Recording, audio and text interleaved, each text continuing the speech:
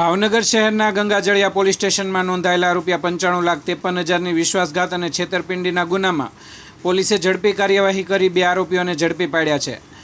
ફરિયાદ મુજબ ફરિયાદીના કાકાના દીકરા યુનુસભાઈ સુલેમાનભાઈ શ્રીમાળીએ અમદાવાદમાં રિલાયન્સના વેરહાઉસનો માલ ખરીદવાનું લાયસન્સ ધરાવતો હોવાની વાત કરી અને મોલો બંધ થવાના હોવાથી સસ્તા ભાવે માલ ખરીદી વધુ નફે વેચવાનો ધંધો કરાવી નફો આપવાની લાલચ આપી હતી।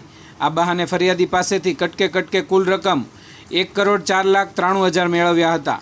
આ રકમમાંથી માત્ર ₹9,40,000 જ પરત આપ્યા હતા।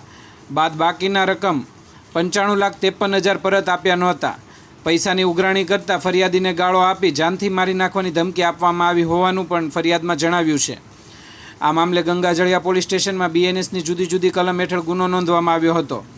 ગુનાની ગંભીરતાને ધ્યાને લઈ પોલીસ ઇન્સ્પેક્ટર RB ચૌહાણના માર્ગદર્શન હેઠળ સર્વેલન્સ ટીમ અમદાવાદ પહોંચી ટેકનિકલ સર્વેલન્સ અને બાતમીદારોની મદદથી બંને આરોપીઓને ઝડપી પાડ્યા હતા। ઝડપાયેલ આરોપી પરવેજ યુનુસભાઈ શ્રીમાળી, ઉંમર 35, રહેવાનું Raunak park society, 132 foot ring road, Jivraj road, Madina મસ્જિદ પાછળ, વેજલપુર, અમદાવાદ।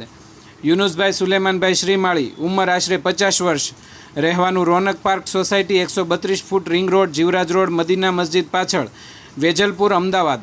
આ સમગ્ર કામગીરીમાં ગંગાજળિયા પોલીસ સ્ટેશનના police inspector RB Chauhan, police sub inspector GR Dhandhal તથા સર્વેલન્સ સ્ટાફના પોલીસ કર્મચારીઓ વગેરેના આ કામગીરીમાં જોડાયા હતા।